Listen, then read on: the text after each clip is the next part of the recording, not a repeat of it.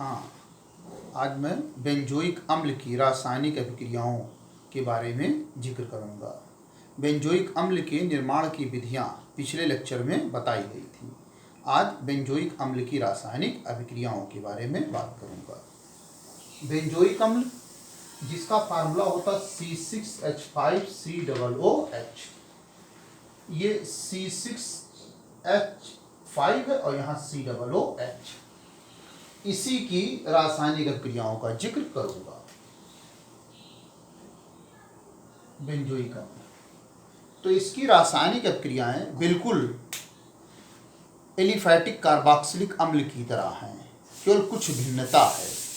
जैसे aliphatic carboxylic अम्ल के बारे में बताया था RCOOH, इसके बारे में मैं बता चुका हूं। इसकी अभिक्रियाएं लगभग समान हैं क्योंकि दोनों में कार्बोक्सिल समूह है।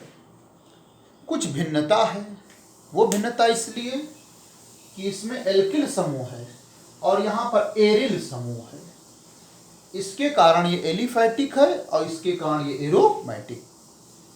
तो इसकी कुछ अभिक्रियाएं अलग से हैं बेंजीन रिंग की, बाकी कार्बोक्सिल ग्रुप की अभिक्रियाएं दोनों में समान हैं। तो जैसे पहले हम लेते हैं अम्लीय लक्षण, बेंजोइक अम्ल का अम्लीय लक्षण। अम्लीय लक्षण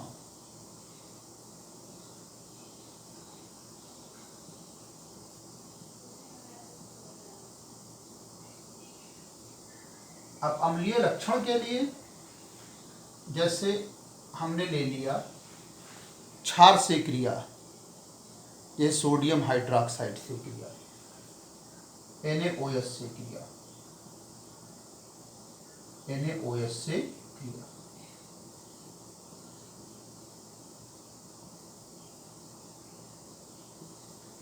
NaOH क्या है? क्षार है। तो ये अम्ल क्षार से क्रिया करके लवण और जल का निर्माण करेगा। ये हमने लिख लिया बेंजोइक अम्ल C6H5COOH और प्लस NaOH,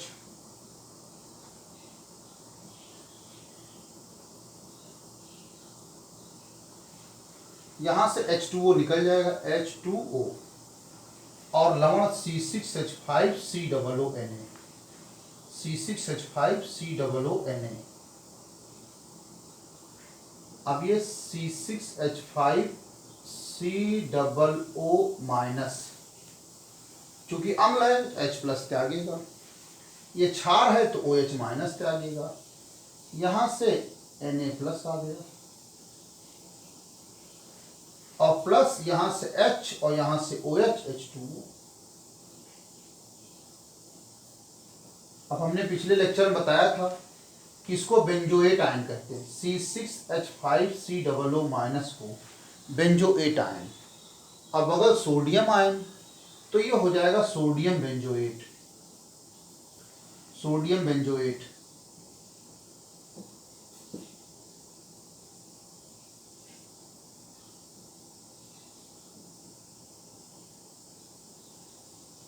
सोडियम बेंजोएट। अब दूसरी अभिक्रिया जो इसके क्रियात्मक समूह कार्बोक्सिल समूह COOH की मेन रिएक्शन है, सोडियम कार्बोनेट या सोडियम बाइकार्बोनेट से अभिक्रिया। Na2CO3 सोडियम कार्बोनेट या सोडियम बाइकार्बोनेट NaHCO3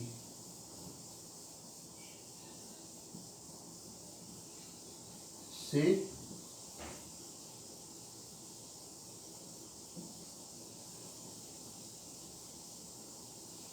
अभिक्रिया। तो किसकी? बेंजोइक अम्ल की।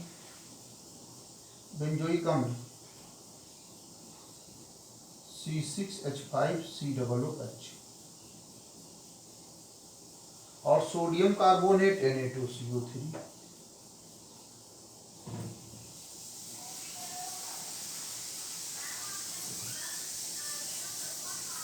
तो तो ये इसमें से CO2 गैस निकाल देगा और बन जाएगा C6H5COONA, सोडियम बेंजोएट।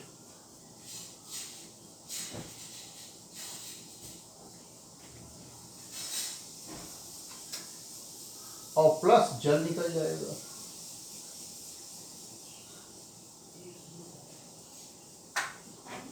ये इसके क्रियात्मक समूह की मुख्य अभिक्रिया है। COOH कार्बोक्सिल समूह जिसमें होगा वो सोडियम कार्बोनेट या सोडियम बाइकार्बोनेट,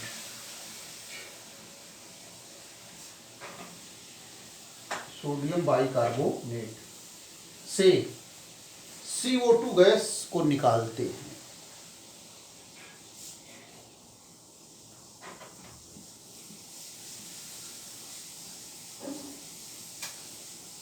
यहां पर भी वही C6H5COONA, सोडियम बेंजोएट और प्लस H2O और निकलती है कौन सी गैस? CO2। ये प्रयोग के दृष्टि से बहुत इंपॉर्टेंट है। जब कार्बोक्सिलिक अम्ल का परीक्षण करते हैं तो सभी कार्बोक्सिलिक अम्ल इस रिएक्शन को देते हैं। यानी अगर हमको पता लगाना है कि ये कार्बोक्सिलिक अम्ल है कि नहीं, तो उसकी क्रिया करा दो सोडियम कार्बोनेट या सोडियम बाइकार्बोनेट से। अगर CO2 गैस निकलने लगे तो इसका मतलब वो दिया गया यौगिक कार्बोक्सिलिक अम्ल है, यानी उसमें कार्बोक्सिल समूह उपस्थित है COOH। अब इसमें अगर सोडियम से केवल अभिक्रिया कराते हैं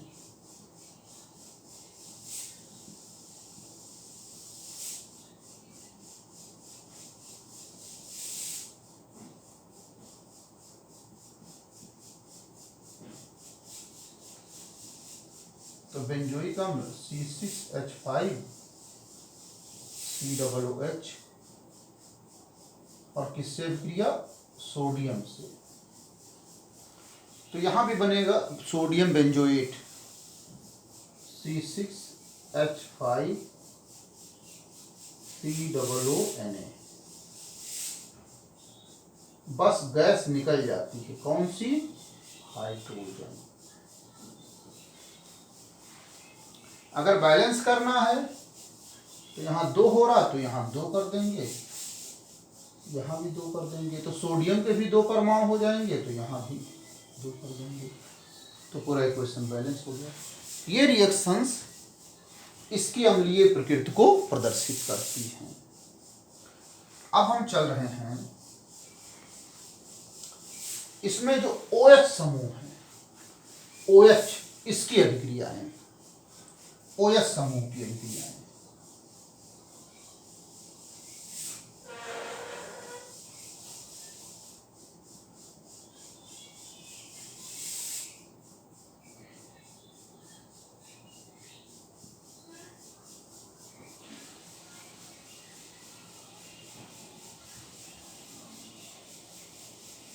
यानी हाइड्रॉक्सिल समूह की अभिक्रियाएं। तो जैसे PCl5 या PCl3 से अभिक्रिया करा दें, अगर PCl5 फास्फोरस पेंटाक्लोराइड या फास्फोरस ट्राइक्लोराइड से अभिक्रिया,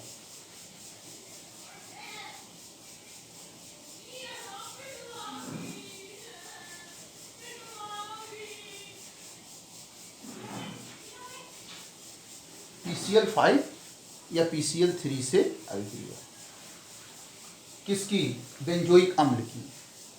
यह अभिक्रिया प्रदर्शित करती है कि इसमें OH समूह है, क्योंकि PCl5 PCl3 सब OH समूह से अभिक्रिया करते हैं।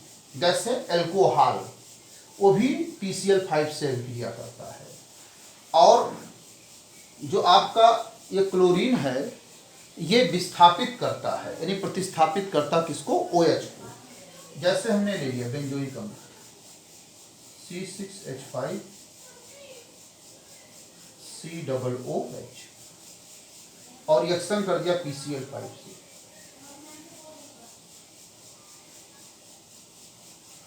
तो ये Cl हटाता है किसको? OH को।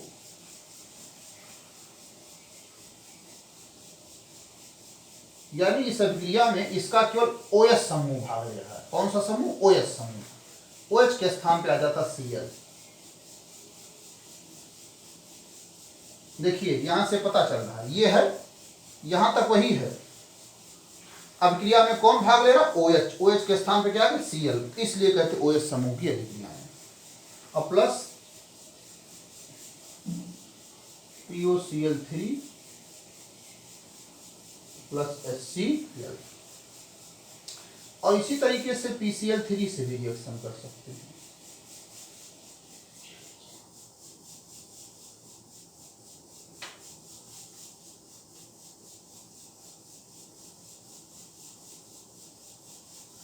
यहां भी वही, Cl हटाएगा OH को, यही चीज यहां भी बनेगी। थोड़ा सा यहां परिवर्तन है, यहां आर्थोफास्फोरस अम्ल बनता है H3PO3।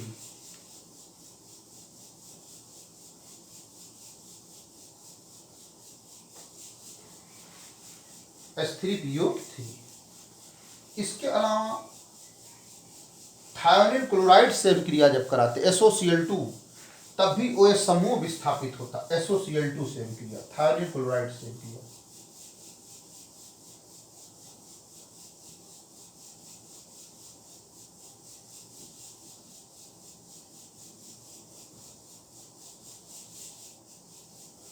SOCl2 से अभिक्रिया, तो C6H5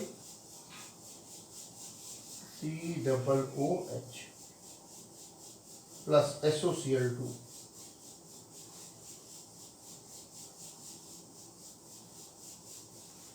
Cl हटाता है OH को, यहां भी यही बनेगा C6H5COCl। थोड़ा सा अंतर है, OH के स्थान पे Cl आया और SO2 गैस निकलती और HCl बनता है।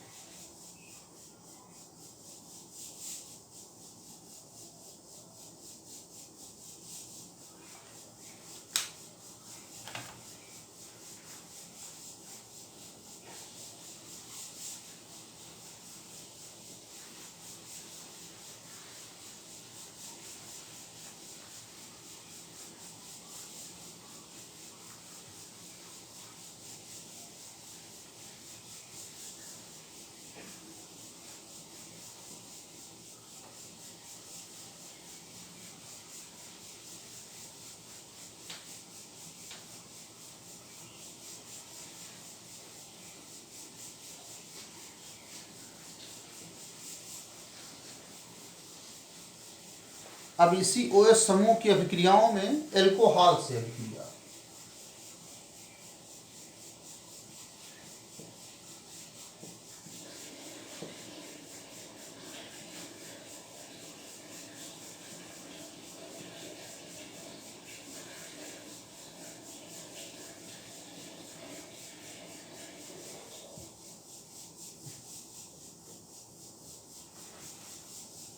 तो आपका बेंजोइक अम्ल C6H5COOH। एल्कोहल में जैसे हमने ले लिया एथिल अल्कोहल C2H5OH, तो उसको ऐसे लिख देते C2H5OH को C2H5OH। तो यहां से H2O निकल जाएगा। यह अभिक्रिया H2SO4 अम्ल की उपस्थिति में होती है। वो भी H2SO4 अम्ल जो है कंसंट्रेट है, सांद्र। तो कार्बोक्सिलिक अम्ल है और ये alcohol, ethyl alcohol C2H5OH, ethyl alcohol, और ये कार्बोक्सिलिक अम्ल है। तो कार्बोक्सिलिक अम्ल एल्कोहल से क्रिया करके एस्टर बनाते हैं। यहां बन जाएगा C6H5COOC2H5 C6H5COOC2H5। C2H, जिसको कह सकते हैं C2H5 को एथिल कहते हैं, और ये बेंजोएट है, एथिल बेंजोएट।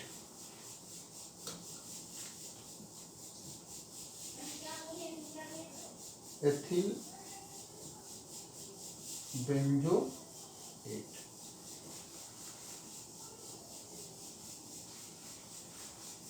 ये अल्कोहल से अभिक्रिया हो गई, एस्टर बन गया। अब इसके बाद इसकी अमोनिया से अभिक्रिया करा देते हैं, NH3 से अभिक्रिया, अमोनिया से अभिक्रिया।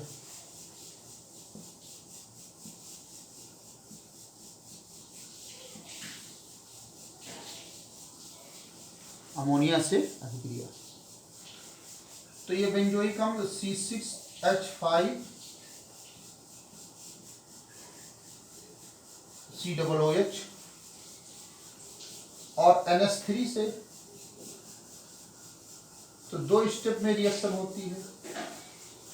पहले तो ये अम्ल है, वो अमोनिया है क्षार, ये दोनों मिलकर लवण बनाएंगे, C6H5 COO NH4।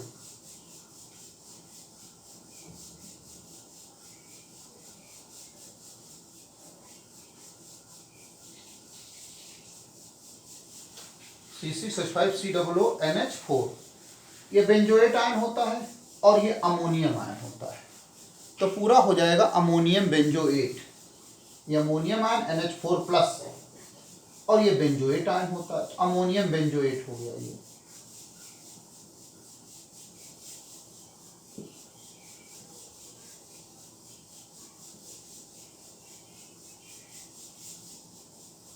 Ammonium benzoate. इसको जब गर्म करते हैं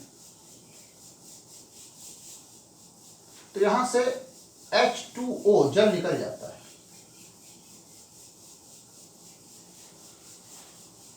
और बन जाता C6H5CO NH2, क्योंकि H2O निकल गया।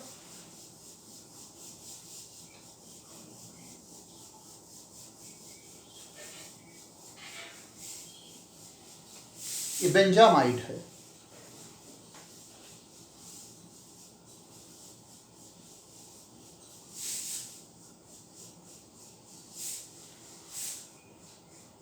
ये भी देखिए, इसका OH समूह हट गया, C6H5CO, C6H5CO अपने स्थान पे है और OH के स्थान पे NH2 आ गया, तो OH समूह की भी क्रिया थी।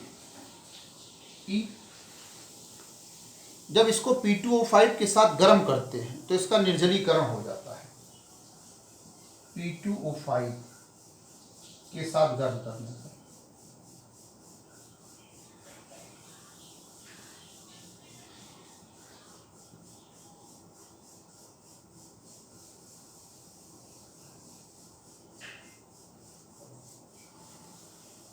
P2O5 के साथ गर्म करने पर, तो P2O5 निर्जली कारक होता है, डिहाइड्रेटिंग एजेंट, जल को बाहर निकालता है। तो किसमें से निकालेगा? बेंजोइक अम्ल। तो इसको ऐसे समझ लें, बेंजोइक अम्ल C6H5 COOH, इसके दो अणु रहेंगे, C6H5 COOH, वही बेंजोइक अम्ल है, लेकिन कितने अणु हैं? दो। यहां से ऐसे निकल गया H2O, H2O निकल गया। तो H2O जब निकल गया तो बना बेंजोइक एनहाइड्राइड, C6H5CO, यहां ऐसे लिख दिया C6H5CO, और यहां भी C6H5CO लिख दिया।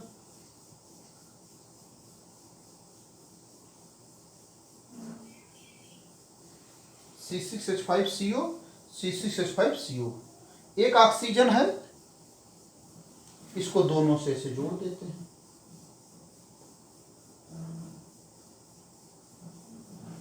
अब ऐसे भी बता देते हैं, जब अम्ल में से जल निकल जाता है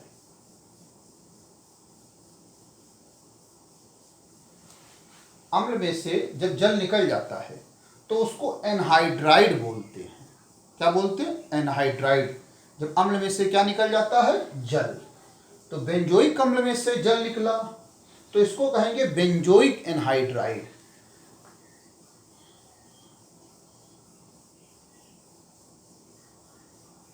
बेंजोइक एनहाइड्राइड।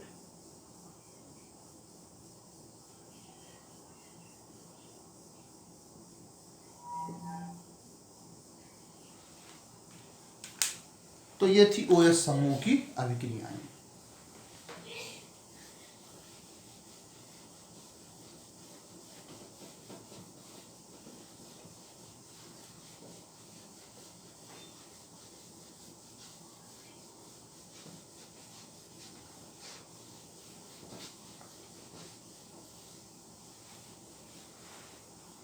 अब हम तीसरी अभिक्रिया लेते हैं, सिम्ट अभिक्रिया।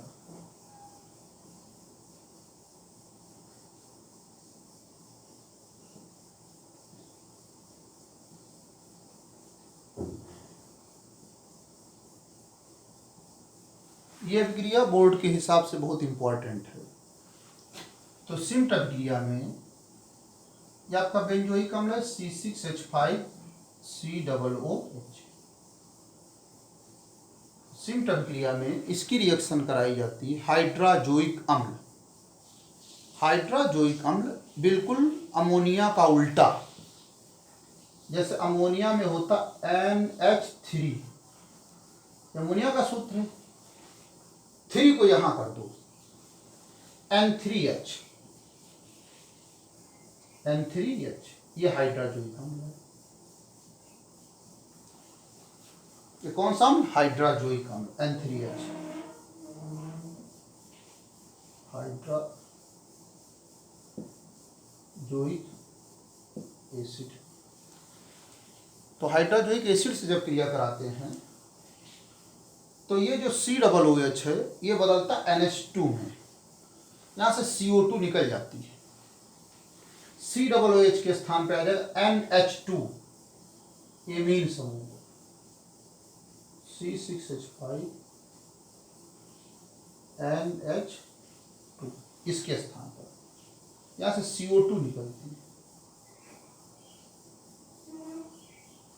और बाकी देखिए क्या है, नाइट्रोजन के 3 परमाणु थे, एक का यूज किए 2 नाइट्रोजन गैस के रूप में।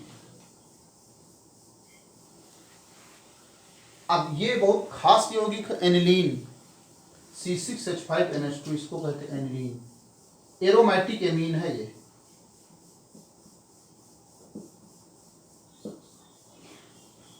एनिलीन। चौथी रिएक्शन में इसका अपचयन करते हैं बेंजोइक अम्ल का।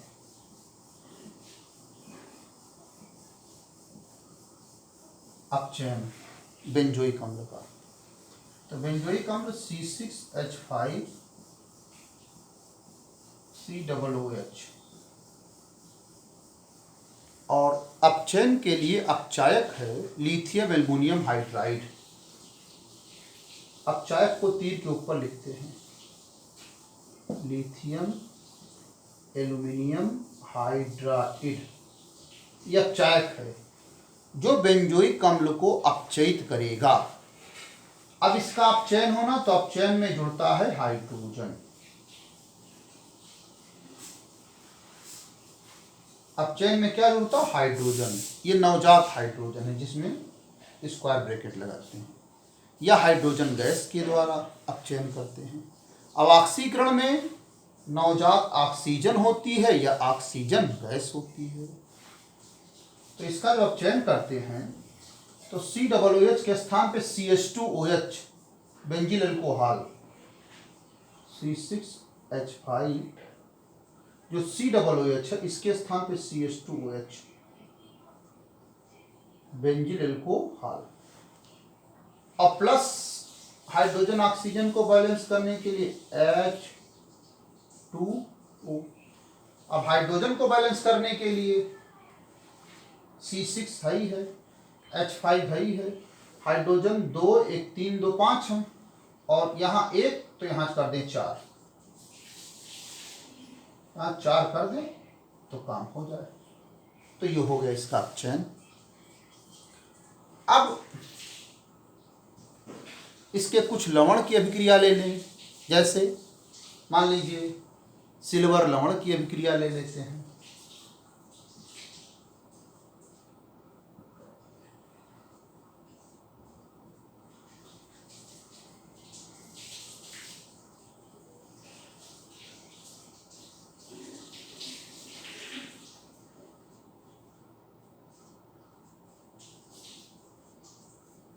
जिसको हुंस बीकर अभिक्रिया कहते हैं।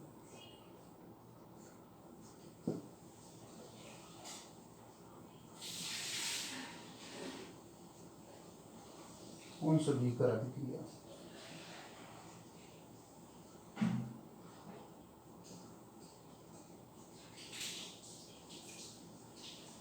तो किस लवण की? सिल्वर लवण। तो बेंजोइक अम्ल C6H5COOH, ये बेंजोइक अम्ल है। अब सिल्वर लवण के लिए H हटा दें, H के स्थान सिल्वर Ag अर्जेंटम, ये हो गया सिल्वर लवण। H के स्थान पे Ag सिल्वर लवण, H के स्थान पे Na सोडियम लवण, H के स्थान पे K पोटेशियम लवण, और इसकी अभिक्रिया कराई जाती ब्रोमीन से। तो यहां भी CO2 गैस निकलती है।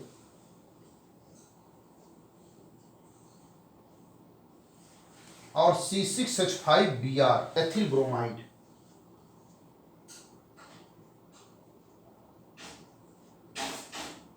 C6H5Br एथिल ब्रोमाइड और प्लस AgBr सिल्वर ब्रोमाइड।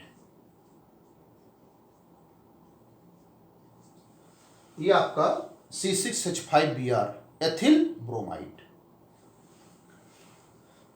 अब हम ले रहे हैं इसका विकार्बोक्सिलीकरण यानी सोडियम लवण की अभिक्रिया।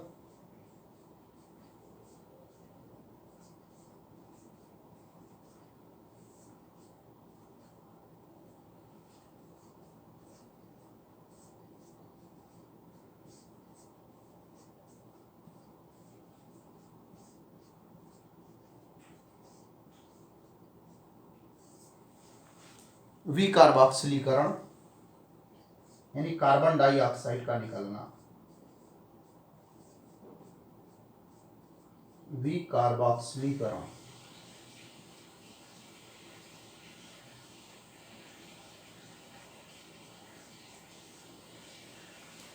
वी का मतलब होता है निकलना है, इंग्लिश में DE होता है, डिलीट जैसे होता है, इसको लिखते हैं डी कार्बोक्सिलेशन, DE, ये DE का मतलब डिलीट, डी कार्बोक्सिलेशन।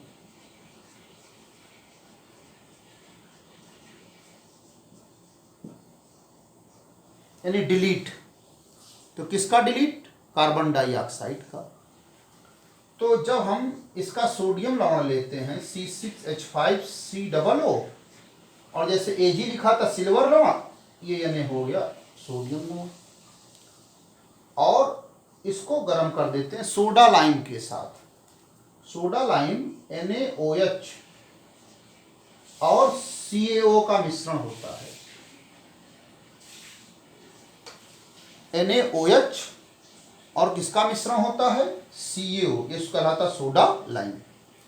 तो यहां से बेंजीन बन जाती है C6H5 और यहां से H, C6H6 बेंजीन, और प्लस आपका Na2CO3 सोडियम कार्बोनेट।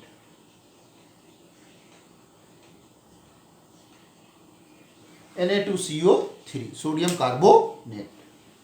तो इसका डिकार्बोक्सिलेशन हो गया, विकार्बोक्सिलीकरण। क्यों? इसमें से CO2 निकल गया कार्बोनेट के रूप में। तो खैर ये थी बेंजोइक अम्ल की रासायनिक अभिक्रियाएं। अब शेष अगले लेक्चर में और चर्चा करेंगे, और इस चैनल को लाइक भी करिए और सब्सक्राइब भी करिए।